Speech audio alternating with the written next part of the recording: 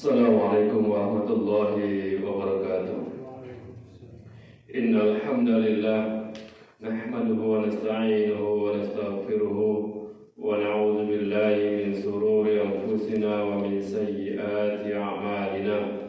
May yahdihillahu fala mudilla lahu wa may yudlilhu fala hadiya lahu. Asyhadu an la ilaha illallah wahdahu la syarika lahu wa asyhadu anna Muhammadan abduhu wa rasuluh alladzi la nabiyya ba'dahu. Qala Allah Ta'ala ya ayyuhalladzina amanu taqullaha haqqa tuqatih wa la tamutunna illa wa antum muslimun. Ya ayyuhan nasu taqu rabbakum alladzi khalaqakum min nafsin wahidah wa khalaqa minha zawjaha wa bassa minhuma rijalan katsiran wa nisaa'a wattaqullaha alladzi tasaaluna bihi wal arham innallaha kana 'alaikum raqiba. Ya ayyuhalladzina amanu taqullaha wa qulu qawlan sadida yuslih lakum a'malakum wa yaghfir lakum dhunubakum wa may yuti'illaha wa rasulahu faqad faza fawzan 'azima. Wa qala an-nabiyyu sallallahu alaihi wasallam fa inna asdaqal hadithi kitabullah wa khairul hadi hadi Muhammadin sallallahu alaihi wasallam wa syarrul umuri muhdatsatuha wa kullu muhdatsatin bid'ah wa kullu bid'atin dhalalah wa kullu dhalalatin finnar wa na'udzu billah. Baik Bapak orang tua kami sekalian rahimani wa rahimakumullah, lanjutkan kitab Al-Qawaid Al-Arba'. Al-Qawaid Al-Arba'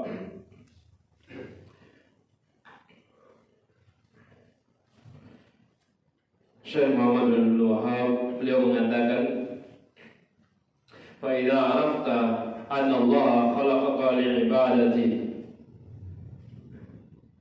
Kata beliau, apabila engkau telah mengetahui anna Allah khalaqaka, bahwasanya Allah menciptakanmu li'ibadatihi, semata-mata untuk apa? Ibadah.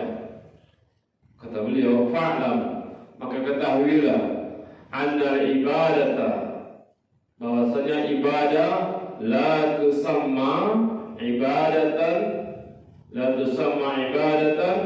illa ma tauhid. Jadi kata beliau, kalau seseorang itu telah mengetahui bahwasanya Allah yang telah menciptakannya, dia yakin Allah yang menciptakannya, dan Allah ciptakan hanya untuk ibadah. Karena itu tujuan Allah. Tujuan Allah ciptakan dunia ini sarana untuk manusia. Tujuan Allah ciptakan manusia adalah untuk apa? Ibadah. Untuk ibadah, untuk mentauhidkan Allah. Kata beliau, fa'lam annal ibadah, ketahuilah bahwasanya itu dikatakan ibadah, la tusamma ibadah, ketahuilah bahwasanya ibadah itu tidak dinamakan ibadah illa ma tauhid, kecuali bersama tauhid, disertai dengan apa? Tauhid. Jadi kalau dia itu ibadah, dikatakan ibadah kalau tauhidnya benar, gitu. Kalau tauhidnya benar, kalau tauhidnya tidak benar, tidak bisa. Kemudian beliau mengatakan, kama anna salata la tusamma salat illa ma tahara. Sebagaimana dikatakan salat tidaklah dikatakan salat kecuali bersama taharah. Mana taharah? Bersuci. Ya. Jadi salat itu artinya tidak dikatakan salat kalau tidak bersuci. Paham ya? Iya. Salat pun dia kerjakan salat tapi tanpa bersuci, dikatakan salat tidak? Tidak kan? Sama. Ibadah dikatakan ibadah kalau disertai dengan apa? Tauhid. Kalau nggak disertai dengan tauhid yang benar, nggak dikatakan ibadah, enggak. Nah itu. Oleh karena itu, wahai ikhwah, rahimani rahimakumullah,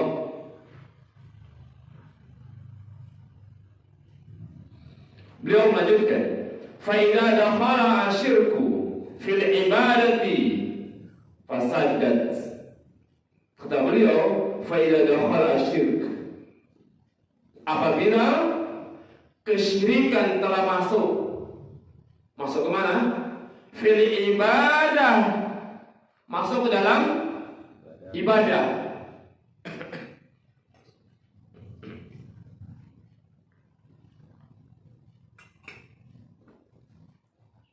Fasadat, maka akan merusak. Apabila kesyirikan itu telah masuk di dalam ibadah, maka akan merusak. Apa yang rusak? Ibadahnya. Paham? Ibadah yang rusak. Ibadah yang rusak. Kal hadas idza dakhala fi taharah, seperti berhadas apabila masuk dalam bersuci. Jadi artinya seseorang itu, misalnya ini dikiaskan, digambarkan, seseorang ketika dia sudah bersuci dia, sudah wudhu dia, sudah suci dia, tiba-tiba berhadas, maka rusak enggak? Batal enggak sucinya itu? Batal. Paham ya? Beliau membawa kiasannya. Beliau biasa kiasan gitu. Fa idza dakhala asyirku fil ibadati fasadat. Apabila kesyirikan telah masuk dalam ibadah, maka akan rusak. Yang rusak syiriknya atau ibadahnya? Ibadahnya. Karena yang masuk syirik. Syirik ini merusak ibadah.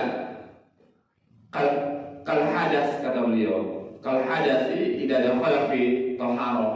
Sebagaimana hadas itu masuk ke dalam taharah. Artinya ketika dia masuk dalam taharah, maka akan rusak atau batal. Hadasnya atau taharahnya? Taharahnya. Artinya ketika dia bersuci, sudah wudhu, sudah suci, sudah tiba-tiba dia hadas. Misalnya baik buang angin, baik misalnya buang yang kecil, buang yang besar, ya kan? Maka akan batal, akan rusak taharahnya. Ketika dia rusak taharahnya, batal taharahnya, dia sholat, gimana kira? Sholatnya dianggap nggak itu? Tidak, sholatnya nggak dianggap. Itulah yang beliau maksudkan. Oleh karena itu, jangan sampai kita menganggap kita, wala'udzubillah, merasa tidak melakukan kesyirikan, ternyata syirik. Nah itu. Oleh karena itu, ya ikhwah rahimani rahimakumullah. Kenapa? Karena memang Allah cipta kita itu ibadah. Wa ma khalaqtul jinna wal insa illa liya'budun. Dan tidaklah diciptakan jin dan manusia kecuali itu ibadah. Ingat, Allah ciptakan itu ibadah. Dan ibadah tidak boleh bercampur dengan syirik. Allah ciptakan kita ini itu ibadah. Itu ibadah. Dikatakan ibadah tadi apa? Apabila tidak bercampur dengan apa? Syirik. Kalau dia bercampur dengan syirik, maka bukan dikatakan ibadah. Ibadahnya akan rusak. Ibadahnya batal. Rusak. Nggak ada manfaat, faedah. Jangankan dapat pahala, malah justru dapat apa? Dosa. Saya kasih gambaran. Syirik kecil bisa, bagi syirik besar. Orang sholat ibadah nggak sholat? Ibadah kan? Baca Quran ibadah kan? Ibadah. Kalau dia sholat tapi sholatnya ria. Dia dapat pahala apa enggak?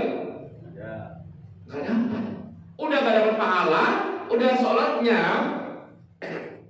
sholatnya nggak dapat ganjaran, nggak dibalas, nggak dapat nilai, malah justru dapat apa?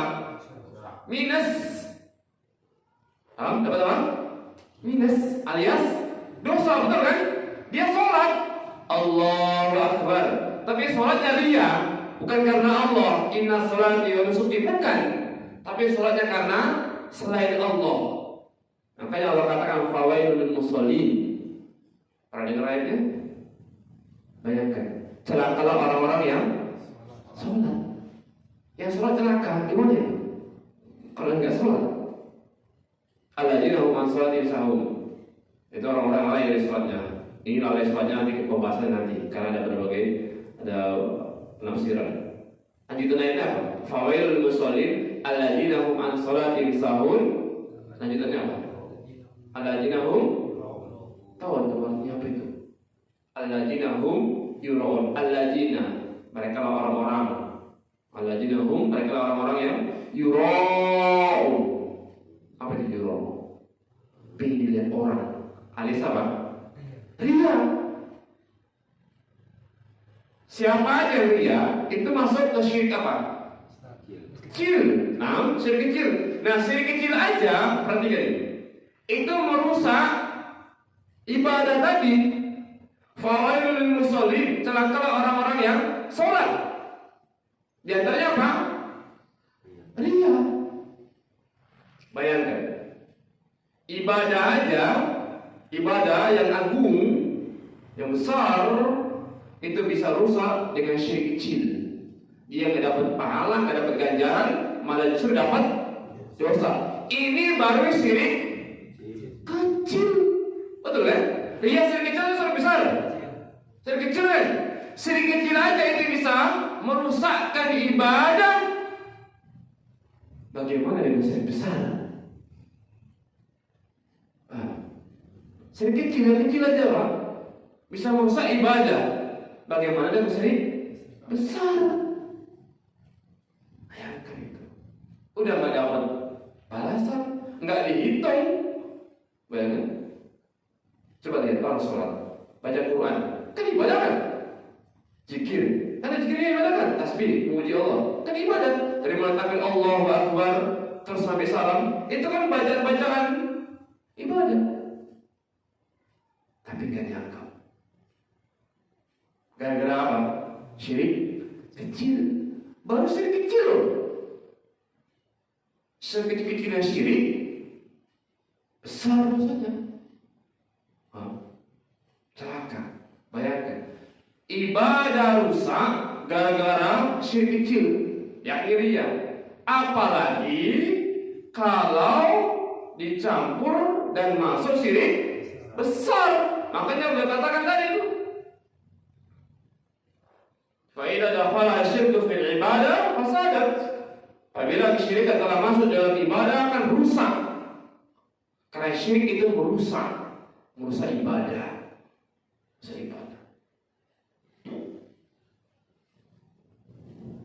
Contohnya tadi apa? Seperti orang sholat tanpa toharoh, tanpa bersuci, ya kan? Atau orang sholat seberapa banyak rakaat dia, kalau batal dia wudunya, dianggap nggak sholatnya? Nggak dianggap. Berapa banyak pun dia ibadah, apapun jenis ibadahnya, kalau masuk di dalamnya kesyirikan, nggak dianggap. Apalagi syirik besar, nggak dianggap. Walaupun dia mengaku Allah Rabbnya, naam Allah Rabbnya, Allah yang menciptakan langit, Allah yang menciptakan bumi, Allah yang memberikan rezeki, tapi kalau dia masih mensyirikkan, dia bawakan ini. Sini juga ada.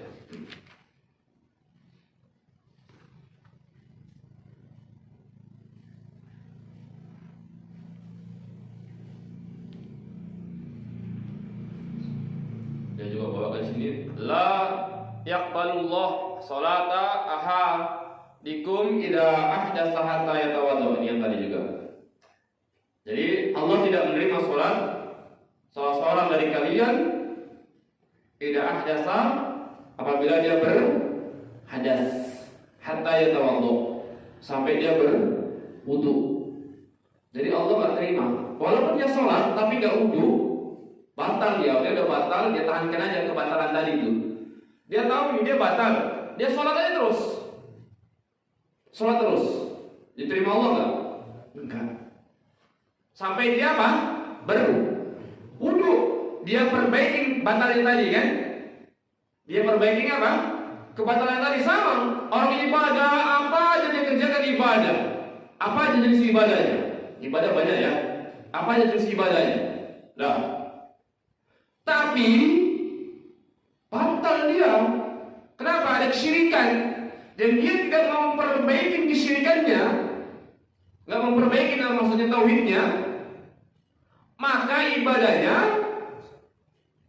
nihil. Sebagaimana sholatnya batal, nggak diperbaiki, nggak wudu, percuma. Itu loh, ya. Baik. Kemudian beliau bawakan al-qaidah. Ini kaidah arba'ah. Itu sebenarnya masih mukadimah ya, semalam sampai dan ini sebenarnya. Sekarang baru masuk kaidah yang pertama.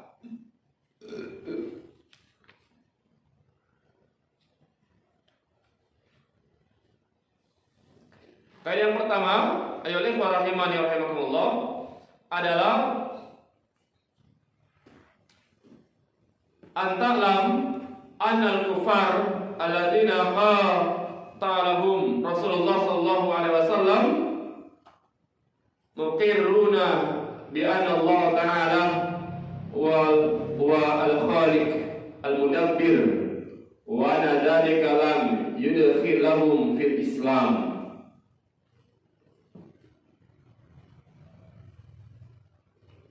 Kata beliau, kaidah yang pertama, ini orang-orang musyrikin ini pada masa dahulu, pada masa Nabi SAW, ya, mereka mengakui tentang rububiyahnya Allah, tetap mengakui rububiyahnya Allah. Artinya orang-orang musyrik di zaman Nabi SAW itu mereka mengakui Allah yang menciptakan langit, Allah yang beri rezeki, Allah yang mengatur, mengakui mereka rububiyahnya.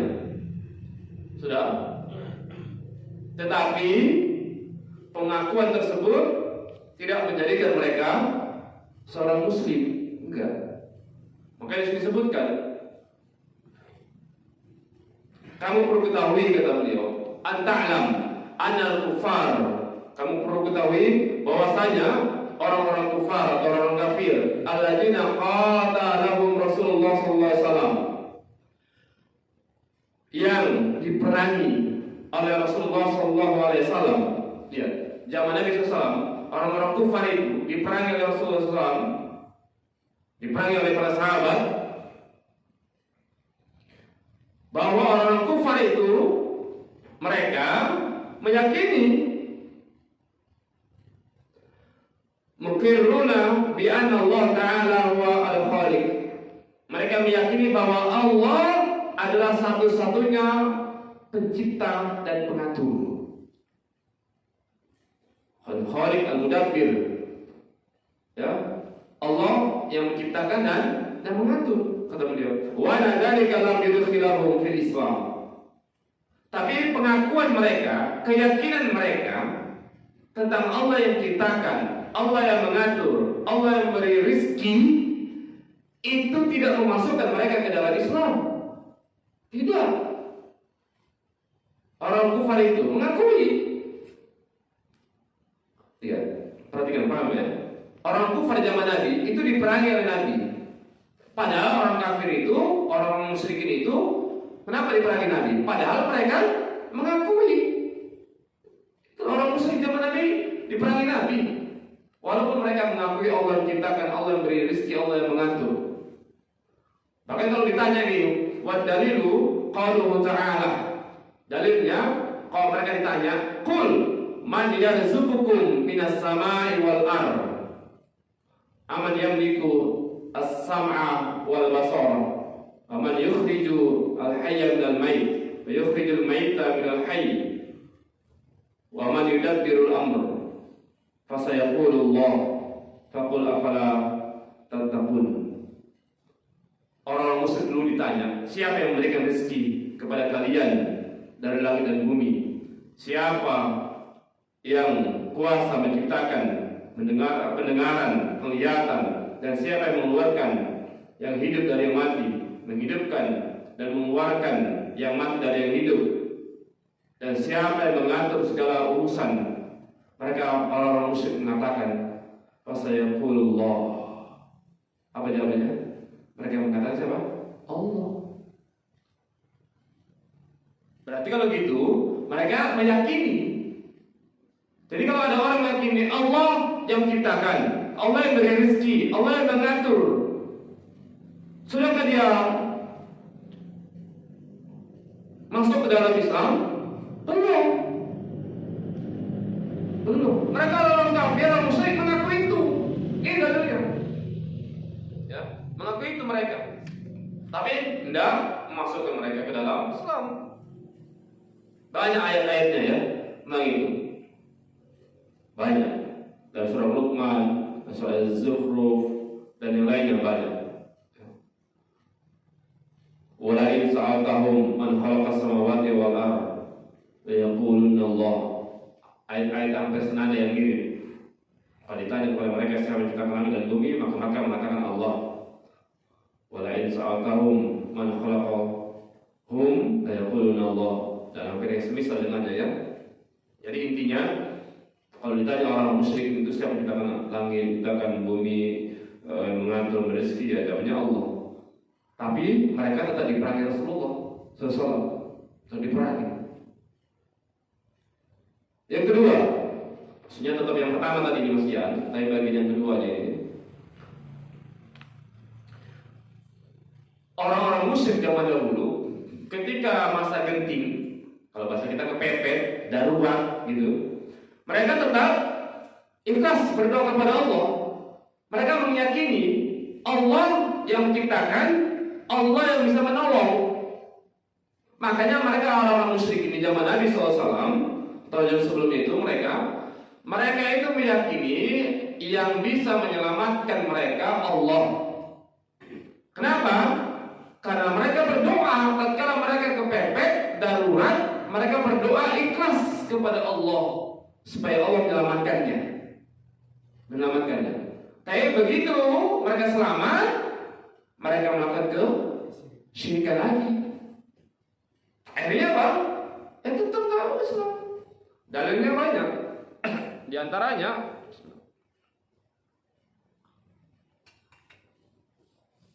firman Allah dalam surah Al-Ankabut ayat 65. Kata Allah, "Faida raqibu fil fulki da'a Allah mukhlishina lahuddin falamma najjahum ilal bar idahum yusyrikun." Kata Allah, maka apabila mereka naik kapal itu terombang-ambing di lautan, mengapain mereka? Da'allahu mukhlishina lahuddin. Mereka berdoa kepada Allah dengan ikhlas agar mereka diselamatkan. Paham ya? Tahu mungkin kalau yang pernah laut ini, ada yang pernah di laut. Laut itu kapal yang terombang-ambing, itu khawatir luar biasa itu. Naik kapal yang rusak, terombang-ambing, nggak ada orang yang tahu, nggak ada yang nolong. Bagi zaman dulu nggak ada HP, ya kan? Kalau telepon nggak ada, sinyal nggak ada. Zaman dulu terombang-ambing, kemana dia? Nggak ada yang nolong. Kalau misalnya di daratan masih jumpa mungkin seliweran orang. Jadi di laut gimana tuh? Di laut aja kita lihat aja sedikit, nampaknya di sana udah kayak udah ketutup apa namanya langit dia, gini dia, ya kan? Terombang-ambing, dia orang musyrik. Begitu terombang-ambing di tengah laut, mereka ketakutan. Apa yang mereka berdoa kepada Allah dengan ikhlas. Bayangkan, berdoa kepada Allah dengan ikhlas. Tapi apa? Falamma najjahum, tatkala mereka selamat ke daratan ilal bar idahum yusyrikun, balik lagi mereka melakukan apa? Kesyirikan lagi. Itu zaman dulu. Zaman dulu ketika kepepet darurat, ada masalah genting, sudah mereka ikhlas doa kepada Allah. Kadang-kadang sebagian di antara kita mungkin baik kecil atau besar, ketika ada masalah, kepepet, darurat, udah dia punya masalah, bukan ikhlas doa kepada Allah, malah ke sama ke dukun, minta bantu sama orang, ke kubur. Nah ini bisa lebih parah. Ya. Dan itu fitrahnya manusia yang benar itu, tatkala darurat, tatkala menghadapi masalah yang genting, dia berdoa kepada Allah. Karena memang Allah yang menyelesaikan Allah. Coba, ya kan? Sebenarnya itu si orang kafir tadi, musyrik ini. Begitu dia selamat, udah nggak kesyirikan lagi. Bagi sebagian zaman sekarang kadang-kadang dia ada masalah, aku kesyirikan, selamat dari masalah, selesai dari masalah, tetap aku kesyirikan. Ya. Ini yang kedua dari poin yang pertama. Yang ketiga dari poin yang pertama, orang-orang musyrik di zaman Nabi yang diperangi Nabi, mereka juga melakukan ibadah. Bahkan mereka melakukan haji dan umroh. Mereka melakukan haji dan umroh. Orang-orang yang diperangi Rasulullah, mereka melakukan haji. Mereka melakukan apa? Umroh.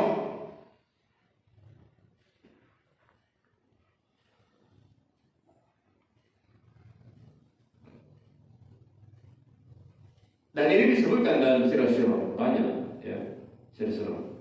Bahasa mereka tetap melakukan. Makanya karena Ka'bah itu sudah ada jauh, sudah ada. Mereka tetap melaksanakan ibadah, tetap orang musyrik itu beribadah tetap. Makanya Umar pernah berkata kepada Rasulullah SAW, bahwasanya kata beliau, kuntu nazartu fil jahiliyah. Aku dahulu pernah bernazar di zaman jahiliyah. Artinya ketika Umar belum masuk ke dalam Islam, Umar masih zaman jahiliyah, belum Islam. Kata Umar, kuntu nazartu fil jahiliyah. Aku dahulu pernah bernazar. Nazar hukumnya apa? Wajib kan? Kalau tidak bertentangan dengan syariat. Pernah bernazar zaman jahiliyah. Apa nazarnya Umar? An a'takifa lailatan fil Masjidil Haram. Aku bernazar untuk i'tikaf di Masjidil Haram, yakni di Mekah, di Masjidil Haram. Nazarnya begitu. Ini Umar ucapkan ketika di depan Rasulullah. Dia nazarnya ketika masih zaman jahiliyah, belum Islam. Qala, maka Rasulullah mengatakan apa? Fa'ufi bin nazrik. Ya Rasulullah, penuhi nazar. Artinya i'tikaflah engkau. Begitu. Ini menunjukkan apa? Menunjukkan di zaman jahiliyah dulu, di zaman orang-orang musyrik dulu, itu mereka tetap ibadah. Buktinya apa? Ini nazar Umar. Paham nggak? Paham sedikit ya? Paham kan ya? Umar ini dia ketika bersama Rasulullah, ketika sudah Islam, Umar ini sudah masuk Islam. Kemudian ketika Umar sudah masuk Islam, Umar berkata kepada Rasulullah, aku dulu, kayak misalnya ini, aku dulu, maksudnya di zaman jahiliyah, berarti Umar dulu masuk belum apa? Belum Islam. Ketika Umar belum Islam, masih di zaman jahiliyah, masih di kemusyrikan, ada padanya, beliau bernazar ingin i'tikaf di Masjidil Haram, tapi belum kesampaian, belum ditunaikan nazarnya, belum ditunaikan, beliau sudah masuk Islam. Begitu sudah masuk Islam, beliau ngomong kepada Rasulullah, "Ya Rasulullah, tunaikan nazarmu." Gitu, tunaikan nazarmu. Berarti ketika Umar belum masuk Islam ingin bernazar i'tikaf di Masjidil Haram, pertanyaannya, i'tikaf di Masjidil Haram ibadah tidak? Ibadah kan? Artinya orang-orang musyrik di zaman dahulu juga ibadah. Juga ibadah haji atau umroh. Ada haji dan umroh tetap. Tapi mereka diperangi Rasulullah. Ini menunjukkan berarti mereka belum Islam. Jadi orang yang rajin ibadah, belum tentu dia muslim. Kalau di dalamnya masih ada kesyirikan. tentunya syirik besar. Nah itu, ya. Paham permisalan ini yang dibuat ini? Ya. Artinya tadi, kalau ada orang ngaku, saya menciptakan langit Allah, saya memberi rezeki Allah, saya mengatur Allah, gitu. Cukup itu dia sudah mau masuk diri ke dalam Islam? Benar. Sama kayak tadi. Contoh yang kedua, apa tadi? Dia berdoa ketika genting. Ya, ada masalah, darurat, kepepet, berdoa kepada Allah ikhlas. Ya Allah, tolong ya Allah, tolong. Doa dia kepada Allah. Tapi begitu selesai masalahnya, aku kesyirikan lagi. Berarti kalau kita apa namanya? Ya batal lah kan. Sudah. Hal yang ketiga, orang-orang musyrik zaman dulu ibadah. Sebanyak apapun ibadah, rajin dia ibadah, apapun yang dikerjakan. Ibadah apapun yang dikerjakan misalnya. Tapi kalau ada kesyirikan maksiat, tidak bisa. Hanya hati-hati. Inilah pentingnya tauhid.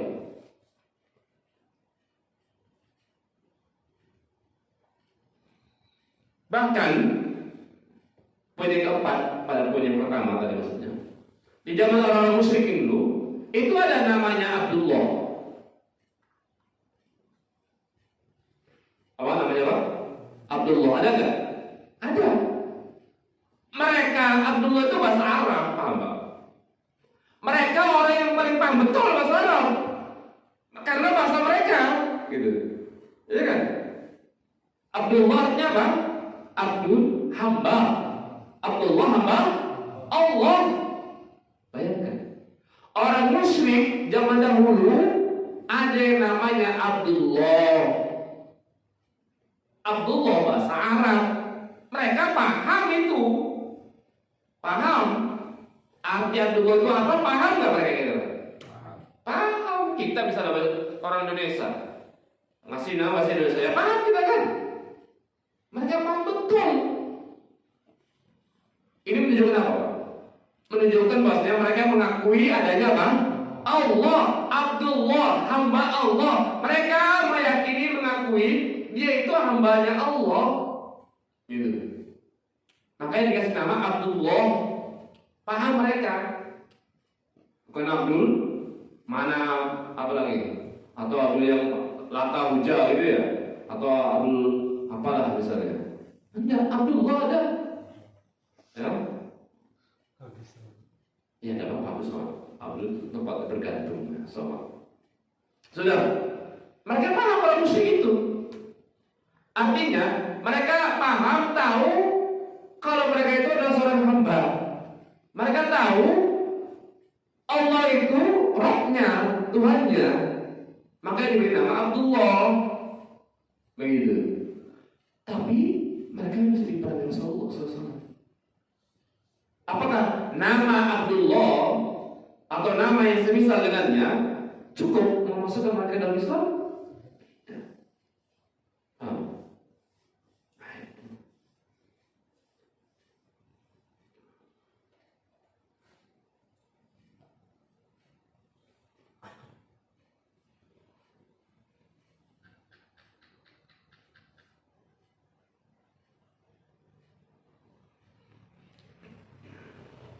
Allah menyebut kaum musyrik Quraisy. Kata Allah, "Wa ma yu'min aktsaruhum billahi illa wa hum musyrikun." Dan sebagian besar dari mereka tidak beriman kepada Allah, tidak beriman kepada Allah. Allah mengatakan, dia kata Allah, tadi yang mereka mengakui Allah sebagai Rabb, Allah sebagai mudabbir, Allah sebagai yang beri rezeki, pengatur, sudah. Kemudian mereka kalau genting berdoa kepada Allah, kemudian mereka sebagian diberi nama dengan Abdullah, sudah. Tapi Allah katakan mereka masih musyrik. Apa ayatnya? Surat Yusuf ayat 106. Kata Allah, "Wa ma yu'min aktsaruhum billahi illa musyrikun." Kata Allah, dan sebagian besar dari mereka tidak beriman kepada Allah. Tidak apa? Tidak beriman kepada Allah illa wa musyrikun. Mereka dalam keadaan mempersekutukan Allah. Bayangkan. Padahal mereka tadi haji, padahal mereka umroh, padahal mereka namanya Abdullah dan semisal dengannya. Tapi kata Allah, wa ma yu'min aksaru billahi illa hum musyrikun. Allah katakan mereka musyrik.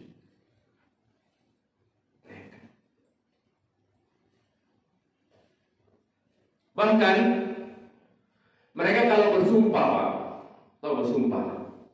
itu kalau bersumpah mereka itu dengan nama Allah.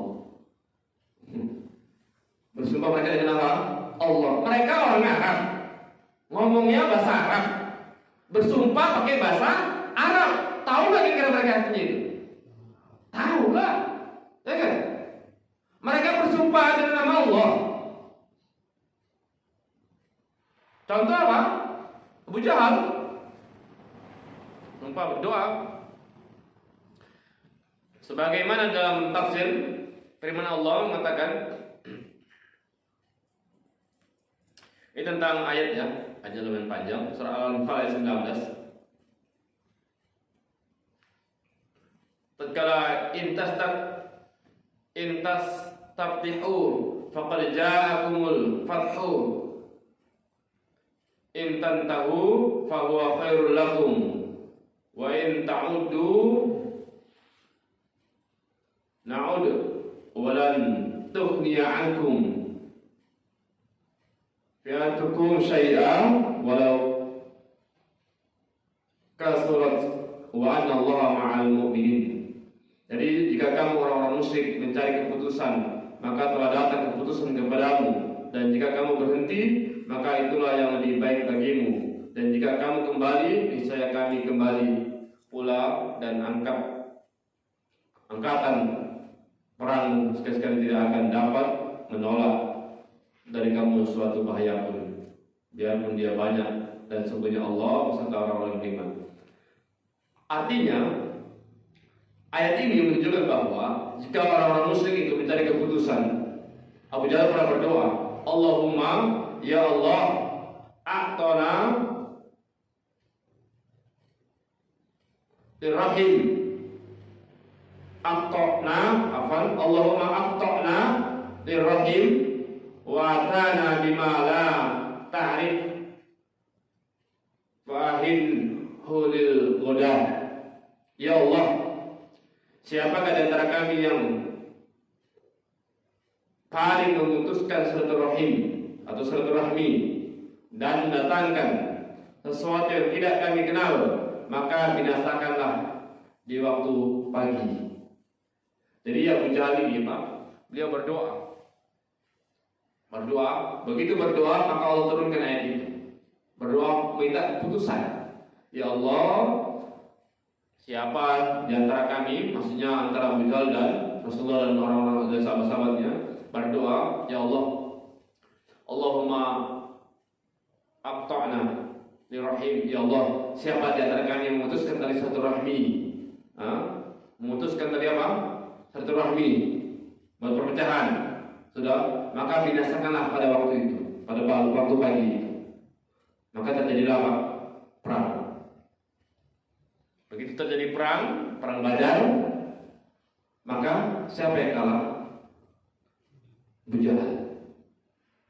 Maka begitu dia berdoa, ya Allah, siapa memutuskan tali silaturahim, maka binasakanlah, celakakanlah, ya kan? Berikan keputusan.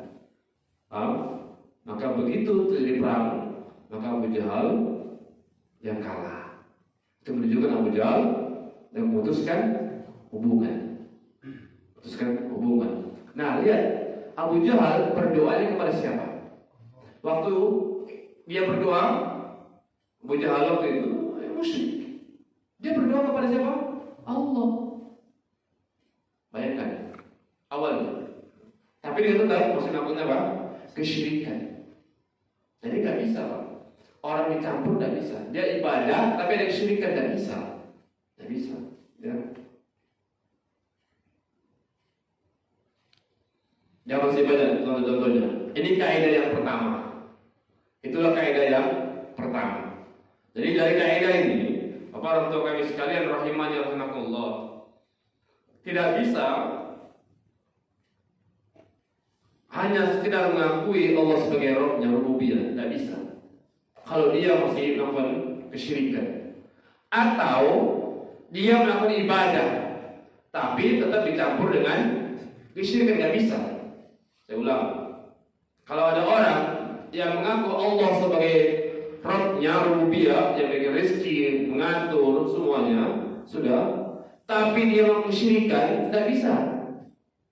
Atau ada orang yang beribadah tapi masuk kesyirikan dalam dirinya, bercampur, nggak bisa juga, nggak bisa juga.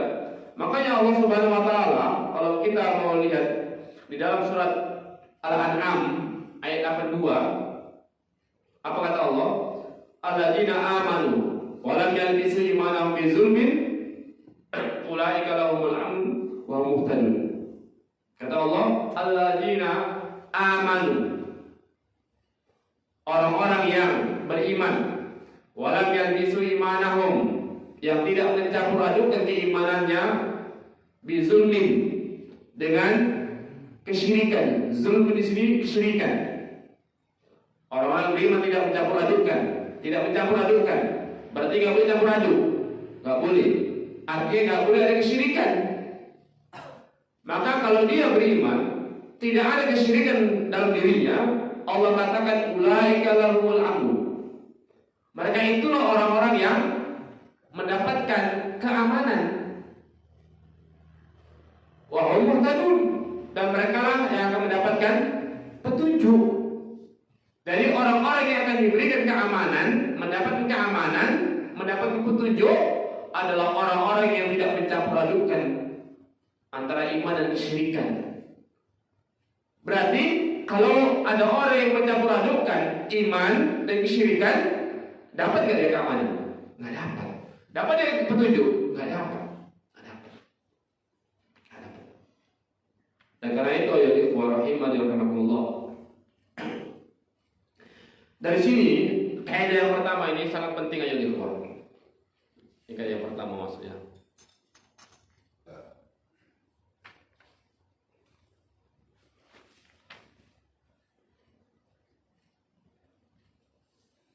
Sedikit masuk kaidah yang kedua, aja sedikit.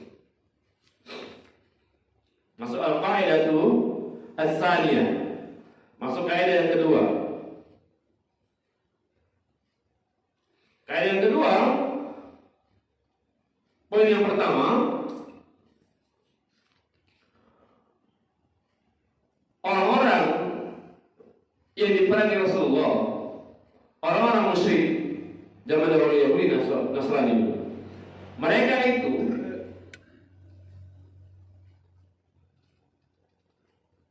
beribadah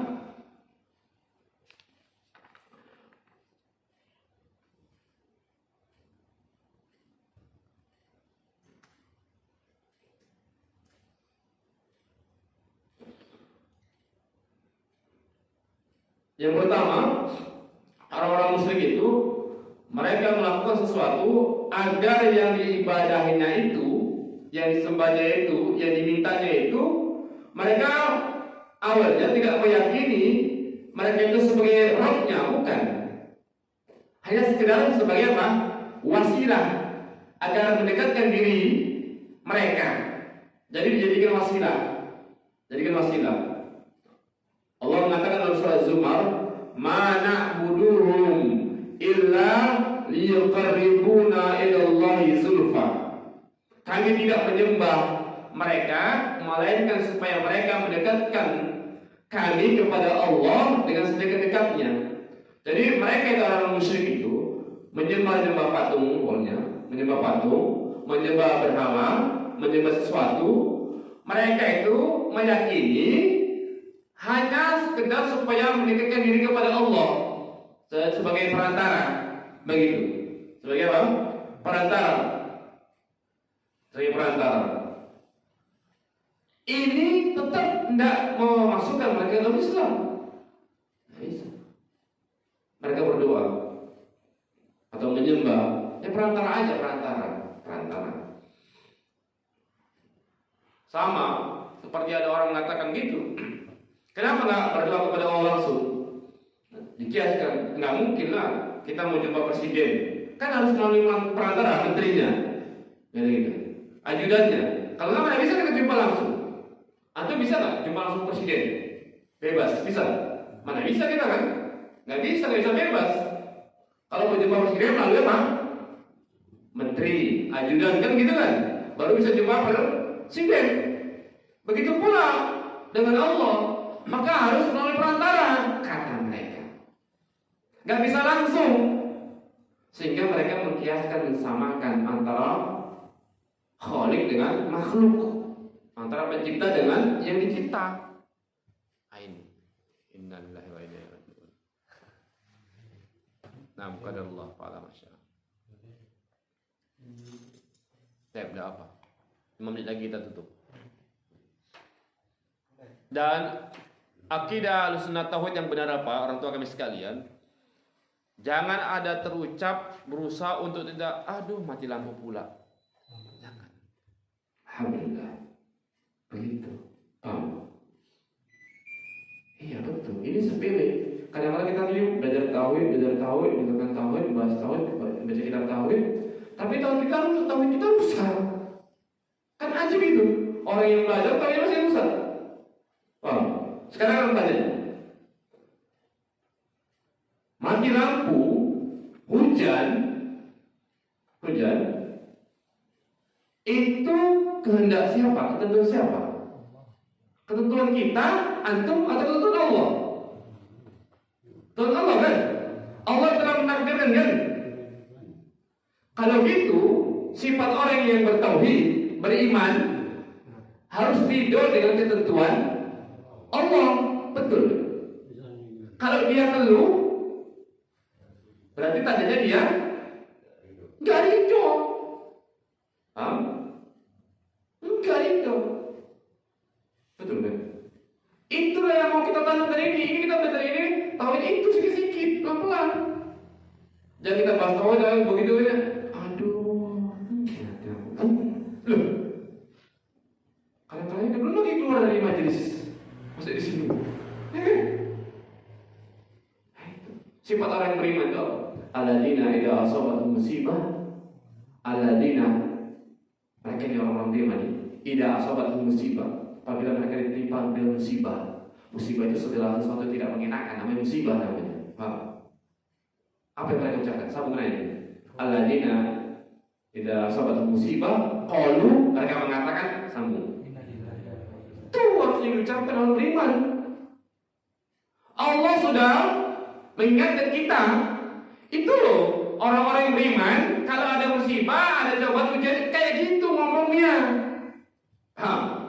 Kayak gitu. Allah sudah jelaskan itu. Kita enggak. Nabi mengajarkan kalau hujan terhujan, suruh ngapain kita? Ngeluh, suruh ngeluh atau suruh doa? Iman kita, sejak tadi misalnya, atau ketika hujan, apa yang dulu yang diucapkan, yang terdetik dalam hati kita ucapan apa? Doa, gitu loh. Habis itu apa? Ya udah sabar. Kan gitu kan? Kan ketentuan Allah ini, betul. Anda pernah dengar hadis Nabi SAW yang dari kalimat Muslim?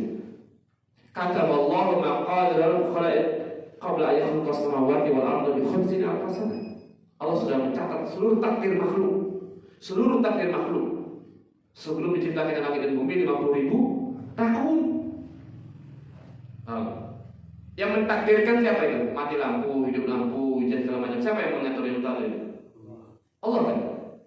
Berani malaikat menurunkan hujan kalau nggak diizinkan Allah, berani. Berani malaikat mencabut nyawa seorang kalau Allah nggak izinkan, berani dia. Berani dia memberikan rezeki kepada seorang kalau Allah nggak izinkan, berani dia. Mana mungkin? Paham? Kita ini ya Pak, kita ini sudah Allah takdirkan. Dan kita nggak akan mungkin keluar dari takdir yang telah Allah tetapkan atas diri kita, nggak akan mungkin. Antum, kita semua ini mau buat makar kayak manapun makarnya, hebatnya makarnya, untuk mencelakakan satu orang, kalau Allah nggak izinkan nggak akan bisa. Pasti ada aja sebab gagal. Pasti sama kematian. Kalau dia belum mati, belum ajalnya, nggak akan bisa, nggak akan mati dia. apapun pasti gagal. Tapi kalau dia ajar dia mati, caranya ada aja. Tadinya nggak mau ke sana sih, mau ke sana dia. Ada yang mau ke sana. Sampai sana meninggal dia. Karena Allah sudah tentukan di sana dia meninggal. Paham? Iya. Orang kalau sudah ajar sama itu. Dia mau berobat kayak manapun, kalau belum waktunya meninggal atau belum waktunya sembuh, tak akan sembuh. Cuman karena kita nggak tahu, ini kita tetap berusaha, begitu. Iya. Sama itu Pak, kayak ini semua. Kita mau mengeluh pun, kalau Allah takdirkan masih mati lampu, bisa hidup dia? Enggak kan? Oh ya kan Ustaz, diperbaiki sama orang Ustaz. Iya perbaiki sama? Lihat, dia ending ujungnya. Siapa tentukan? Allah. Ya kan? Itulah. Dan kalau kita tahunya kalah sama orang musyrik zaman dahulu, orang zaman musyrik zaman dahulu mengakui Allah yang mengatur. Paham? Tadi sudah saya sebutkan. Siapa yang mengatur? Allah. Keyakinan orang musyrik menetapkan Allah. Kita jangan kalah. Cuma nanti mereka ibadah kepada selain Allah, gitu. Artinya saya mau ambil itu dia poinnya. Ya, selalu tetapkan itu. Nah, karena itu ayat para rahiman dan rahimakallah. Ya, itu tadi ya. Kemudian juga daripada Allah ini nggak bisa dikiaskan dengan makhluk. Karena Allah mengatakan sendiri, wa ya sa'alta ibadi ani fa inni qarib ujibu da'wat da'i idza da'an. Apabila ada orang yang bertanya tentangku, maka katakan aku di dekat. Aku menjawab, mengijabah doa, mengabulkan doa, permohonan orang yang berdoa apabila dia memohon kepadaku, kata Allah. Allah mengatakan ud'uni astajib lakum. Minta kalian kepadaku, langsung minta. Kalimatnya ud'uni, berdoa kalian, minta kalian kepadaku. Jadi gak butuh perantara, yang butuh. Karena kita berdoa kepada Sang Pencipta, Khalik, bukan makhluk. Jika bisa disama dengan presiden, saya mau jumpa presiden harus jumpa menteri, nggak bisa. Allah itu bukan presiden. Allah yang menyuruh kita doa langsung, bukan melalui perantara, bukan. Maka inilah dia, ya. Kemudian orang musyrik zaman dahulu ini, mereka mengadakan sembahan itu supaya ia disembah itu dapat memberikan syafaat. Nah itu. Memberikan apa? Syafaat. Tidak. Syafaat itu dari Allah. Kalau Allah nggak izinkan, nggak bisa. Kalau Allah nggak izinkan, nggak bisa. Surah Yunus ayat 18. Kata Allah, wa yaquluna haula'i syufa'auna indallah. Mereka sembahan selain Allah itu adalah pemberi syafaat bagi kami isi Allah. Enggak. Yang beri syafaat siapa? Allah.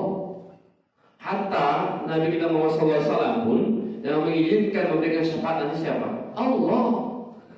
Kan Nabi nanti ketika dia masuk pada masa nanti sujud di bawah arsy, berdoa dengan doa yang panjang, yang terindah, ya kan? Baru begitu lamanya sujud memuji-muji Allah, baru Allah izinkan untuk memberikan apa? Syafaat. Baru bisa berikan syafaat. Kalau nggak bisa, begitu dia berdoa, kata Allah, irfa' ra'sak.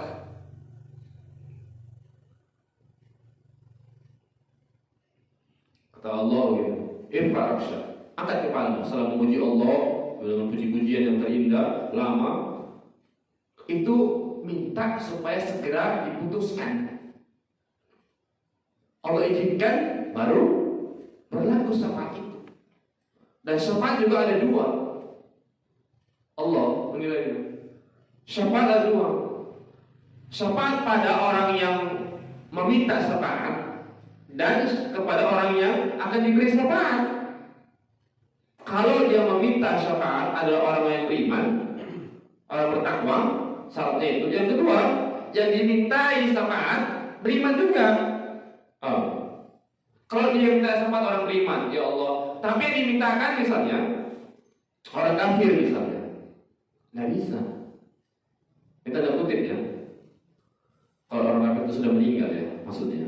Misalnya ada keluarganya dia kafir, meninggal dalam kondisi kafir, ya Allah masukkanlah dia ke dalam surga, bisa? Yang berdoa nggak bisa. Hatta dia seorang rasul sekalipun nggak akan bisa.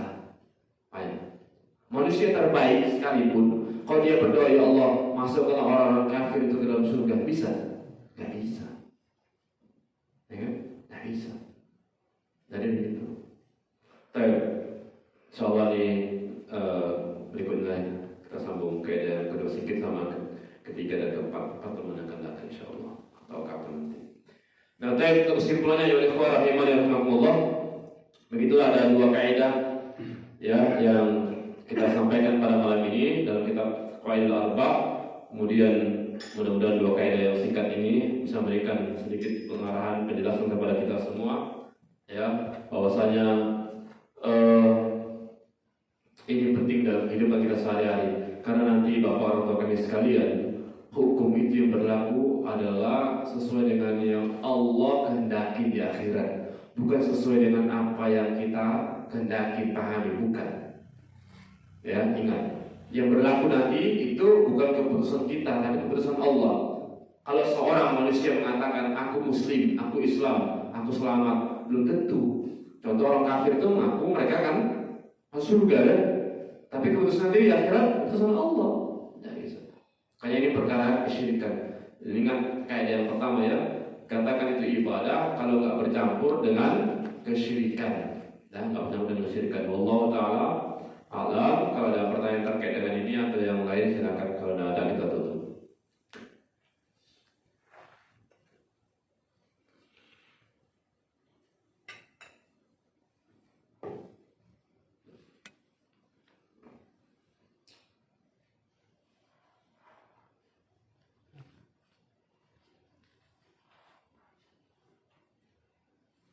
Ya, foto.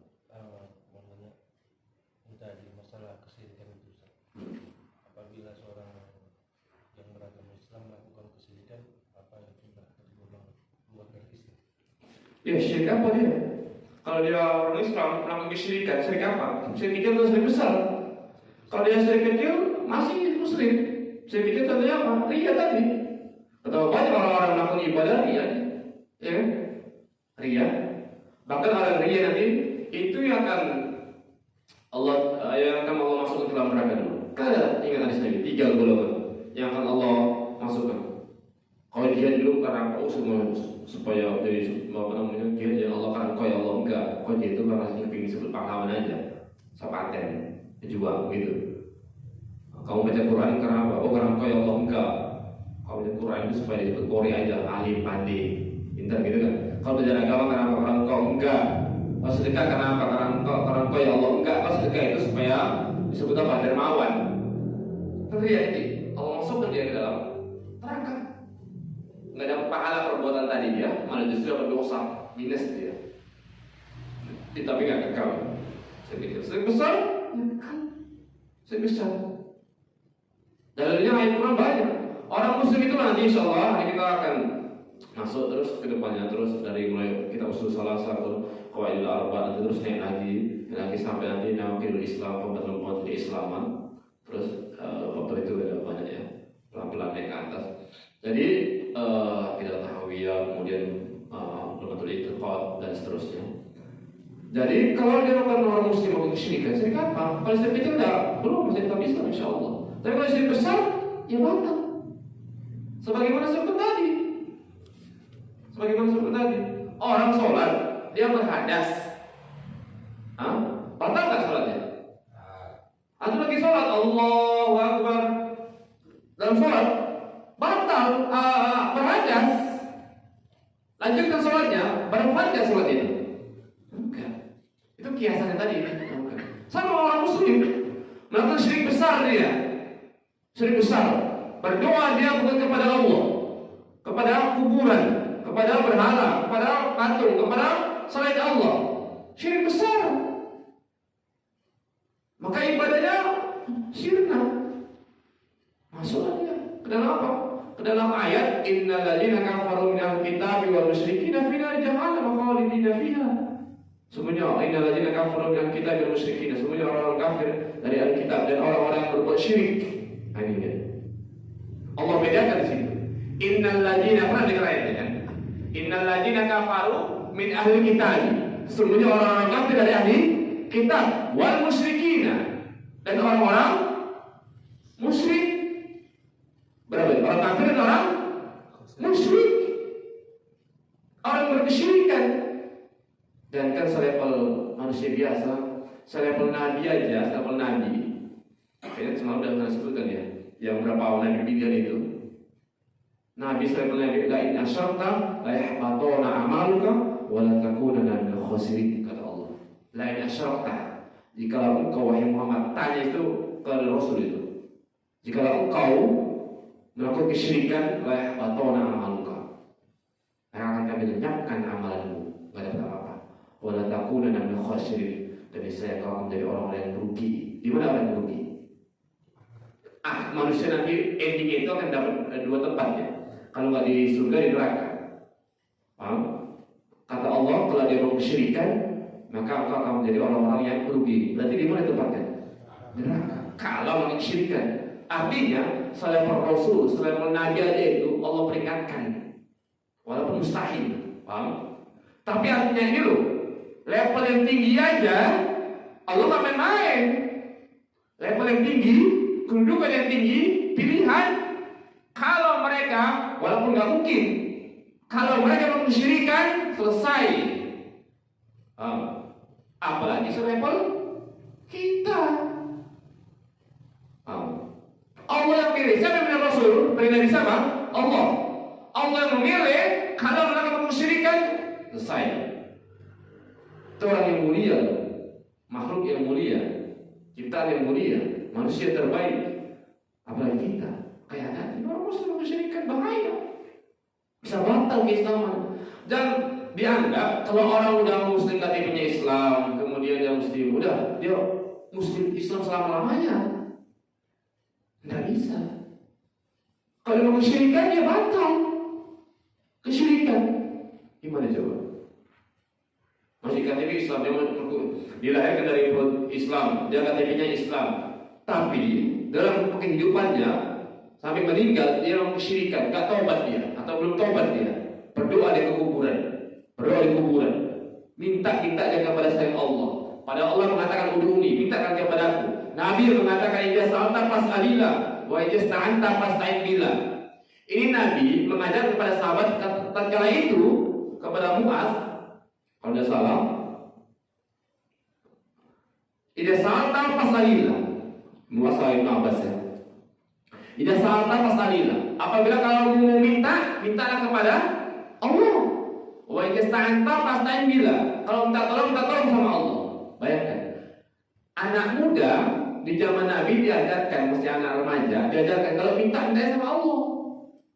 Bukan kalau kamu minta sama aku nih, aku seorang rasul nih. Nah, minta sama Allah. Minta tolong sama Allah. Gitu. Ya.